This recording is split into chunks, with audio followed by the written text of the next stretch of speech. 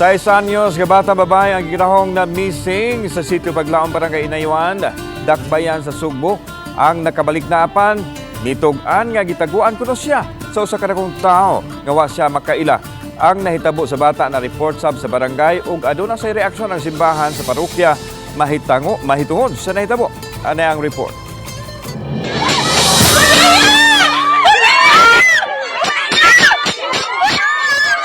Kini ang video ni atong laom nga gabi sa Sabado sa pagkakaplag sa 6 anyos nga bata babae kinsa nakuha ilawom sa nagparking nga sakinan human sila magsaba-saba kay nagtuo sila nga gitaguan ang bata sa dili ingon nato. Giadto sa GMA Regional TV Balitang Bisdak ang dapit.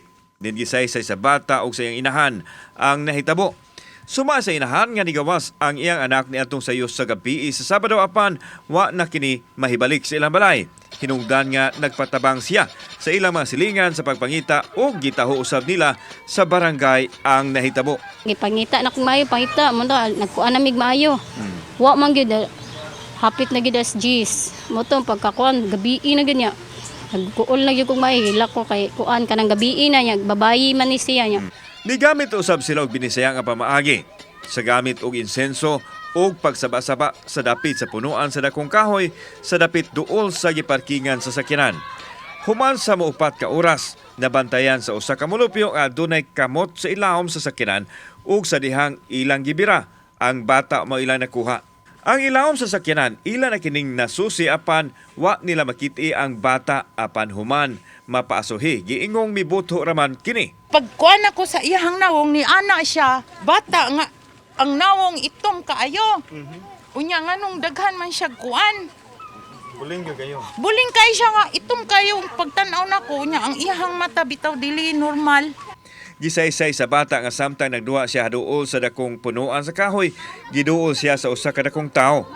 Gibutang siya sa ilawom sa sakyanan diin mabati kuno niya ang tingog sa mga tao nga nangita kaniya apan ang iyang hilak ug tingog dili man mabati sa mga tao nga anaa sa duol. Gibira ko galit atong dako na tawo. Dako nga tao? Unsa ka dako man? Dako din siya. Magawas ko dito. Patyon ko niya pag magsaba-saba daw ko niya. Patyon sa daw ko niya. Gidugang sa bata nga kadto pa siya makakita sa dakong tao nga nitago kaniya kinsa niadto matud pa sa kahoy dihang nakuha na siya sa mga tao gikan sa ilawom sa sakinan. Asa man kuno siya gikan?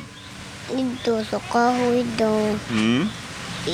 Dito daw sa kahoy.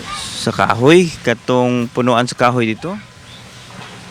Gikumpirma sa barangay nga nireport kanila ang ginikanan sa bata sa nitabo ug ni aksyon usab sila apan nasayran na nila nga nakabalik na ang bata. Matod sa God Focal nga sakto ra ang gihimo sa inahan sa bata bisan pa man og wa pay 24 oras nga protokol sanglit naglambigit kini og bata. Kami as bata man gyud so amo ginang taking consideration nga mubuhat sa gid mig aksyon nga mangita sad mi blatter na mo para at least matabangan nato ang among mga residente dinhi. Gipadaya usab ni Reverend Father John Paul Tangki sa St. Augustine of Hippo, Quasay, Paris, Reculitos sa parokya sa Inayawan nga angayan tan-awon ang sitwasyon sa bata ug sa palibot nini.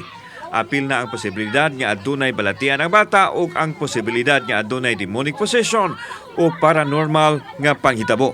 Mas maayo nga mokonsulta matud pa sa mga exorcist sa simbahan aron mahatagan og katin-awan ug labaw sa tanan matabangan ang bata. Exorcism, for example, sa stana to sa simbahan, exorcism, na mo sila team.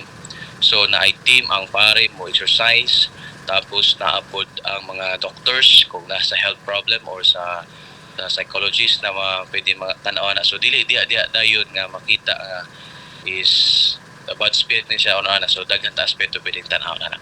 Samtang nanawagan ang inahan og mga mulupyo sa dapit nga dili sila hukman sa ilang kasinatian kay sila man ang naka-experience og dili kuno mugna lang sa imagination ang tanan.